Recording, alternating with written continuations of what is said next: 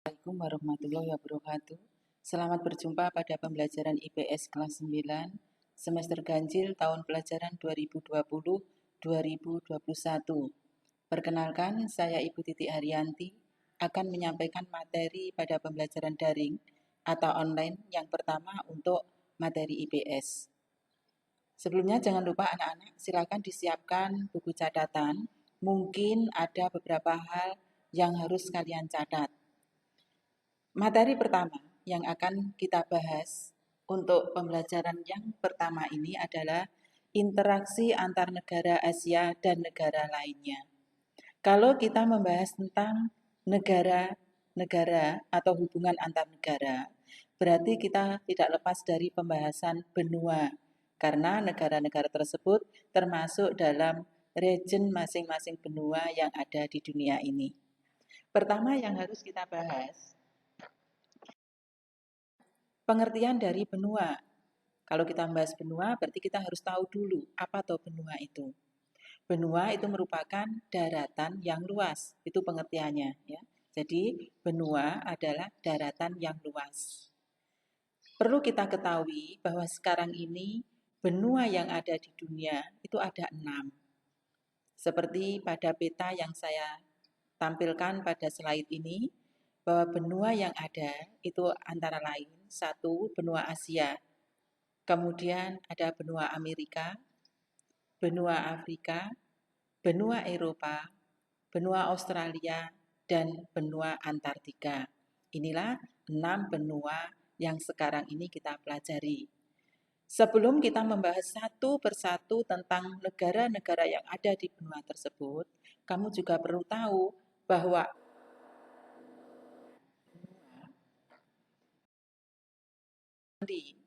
atau ilmuwan dari Jerman yang bernama Alfred Wegener, benua kita itu dulunya pada awal terbentuknya pada masa karbon itu terjadi 300 juta tahun yang lalu. Alfred Wegener mengatakan bahwa benua kita yang ada di dunia ini dulunya berasal dari satu benua, yaitu benua Pangai. Benua Pangai ini merupakan massa daratan yang sangat luas. Sementara di dalam bumi kita, itu ada benda cair yang sangat panas yang mengeluarkan kekuatan atau tenaga untuk membentuk permukaan bumi yang ada di dunia ini. Karena ada tekanan kekuatan yang ada di dalam, benua Pangai ini kemudian pecah yang benua Pangai yang awalnya satu benua karena adanya dorongan tenaga dari dalam, akhirnya Pangai ini pecah menjadi 2 yaitu Laurasia dan Gondwana. Dari Laurasia ini kemudian pecah lagi. Laurasia bagian barat bergeser ke arah barat menjadi Amerika bagian utara, sedangkan yang bagian timur bergeser ke arah timur menjadi benua Asia. Kemudian benua Gondwana yang berada di selatan, sebelah barat pecah bergeser ke arah barat menyatu dengan benua Amerika menjadi Amerika bagian selatan, sedangkan yang sebelah timur bergeser ke arah timur menyatu dengan benua Asia menjadi benua Afrika. Kemudian ada pecahan-pecahan lain dari benua tersebut yang akhirnya membentuk negara India, kemudian pecah menjadi negara-negara Indonesia, lalu benua Australia, dan lain-lain, sehingga sekarang ini kita kenal menjadi 6 benua. Nah, ini saya berikan rangkuman dari cerita saya tadi. Nanti silahkan dibaca dengan baik ya. Ini rangkumannya. Lanjutkan berikutnya. Itu benua yang paling luas di dunia. Ini yang harus kita bahas lebih dulu ya, karena kita tinggal di dalamnya ya. Yaitu benua Asia. Pada peta sudah saya tampilkan, di sana ada gambar peta benua Asia dengan warna-warninya. Ini menandakan pembagian region yang ada di benua Asia. Pertama kamu lihat warna putih yang tertulis Rusia. Ini adalah Asia bagian utara. Kemudian yang berwarna coklat muda agak kemerah-merahan itu, ini adalah benua Asia bagian timur. Kemudian yang berwarna coklat tua adalah Asia bagian tengah.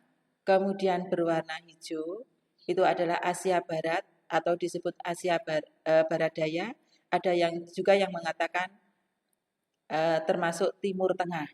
Kemudian yang berwarna ungu ini adalah bagian dari Asia Selatan. Sedangkan yang berwarna kuning termasuk di sana ada Indonesia, itu adalah wilayah Asia Tenggara. Itulah pembagian region yang ada di benua Asia. Berikut astronomis dan batas benua Asia. Mengenai letak astronomis, kalian kelas 78 sudah diajarkan apa atau letak astronomis itu. Letak astronomis adalah letak suatu wilayah apabila dilihat dari garis lintang dan garis bujurnya. Dilihat dari garis bujur dan garis lintangnya, benua Asia terletak pada 26 derajat bujur timur sampai 170 derajat bujur timur. Ini menandakan bahwa seluruh benua Asia berada di belahan bumi bagian timur atau seluruh wilayahnya berada di bujur timur. Sedangkan letak berdasarkan lintangnya, benua Asia terletak pada 11 derajat LS sampai 80 derajat LU, membentang dari 11 derajat LS sampai 80 derajat LU. Ini menandakan bahwa nanti secara astronomis berdasarkan lintangnya terdapat variasi iklim yang ada di benua Asia. Nanti akan kita bahas lebih lanjut pada kondisi alam benua Asia. Kemudian mengenai batas wilayahnya, benua Asia sebelah utara berbatasan dengan Samudra Arktik. Ini berada di kutub utara, sedangkan bagian selatan berbatasan dengan Samudra Hindia. Kemudian sebelah baratnya berbatasan dengan benua Eropa. Nah, ini dibatasi oleh alam, termasuk pegunungan Ural, Laut Kaspia, Laut Hitam, Selat Bosporus, Selat Dardanella, Laut Tengah, Terusan Suez, dan Laut Merah. Kemudian batas sebelah timur berbatasan dengan Selat Bering dan Samudra Pasifik. Selat Bering, Samudra Pasifik ini adalah selat dan samudra yang menghubungkan antara benua Asia dengan benua Amerika. Mengenai luasnya, benua Asia memiliki luas 44 juta kilometer persegi dibanding dengan luas Eropa merupakan 4,5 kali luas benua Eropa. Berarti benua Asia itu sangat luas karena memang nomor 1 luasnya di dunia atau benua terluas di dunia. Nah, untuk pembagian wilayahnya tadi sudah saya jelaskan di awal ya pada peta benua Asia sudah saya jelaskan bahwa pembagian wilayah Asia itu ada Asia Barat atau Asia Barat Daya atau biasa yang disebut dengan Timur Tengah, kemudian Asia Tengah, Asia Timur, Asia Selatan, Asia Tenggara, dan Rusia.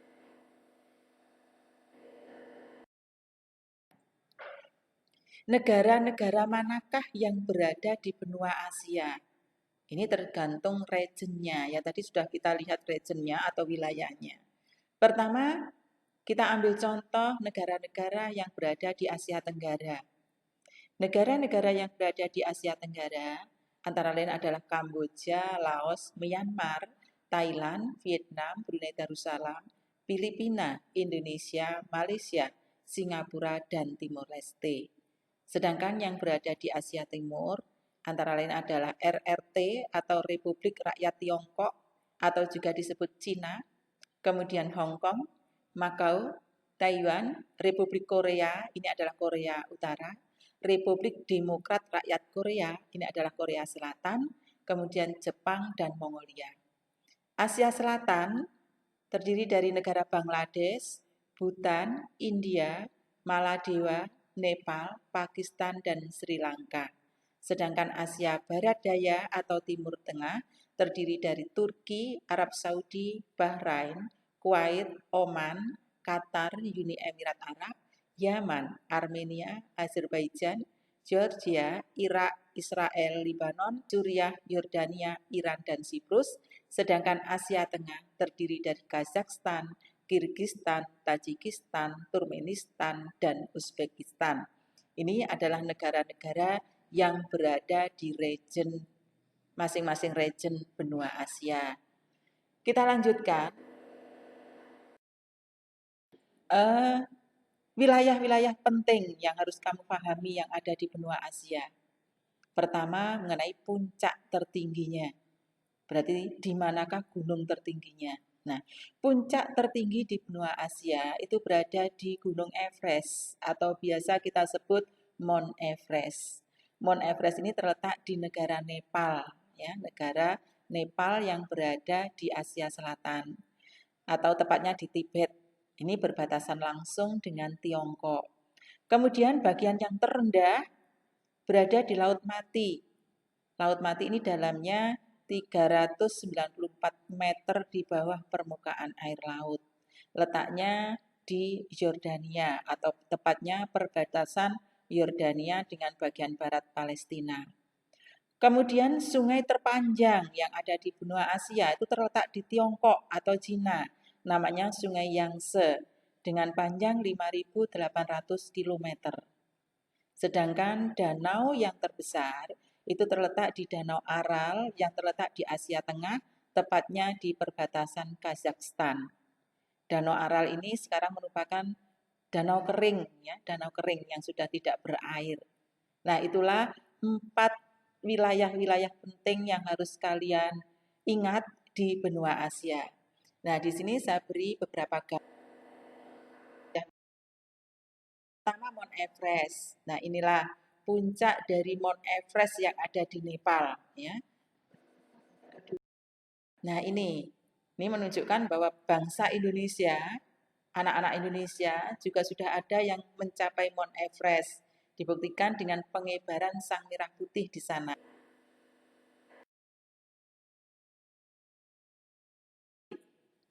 Saya beri gambar ini di Sea Yordan, Laut Mati yang ada di Yordan. Di sana ada gambar orang berenang tapi tidak tenggelam, ya. Dia terlentang itu tapi tidak tenggelam. Ini memang salah satu ciri dari Laut Mati.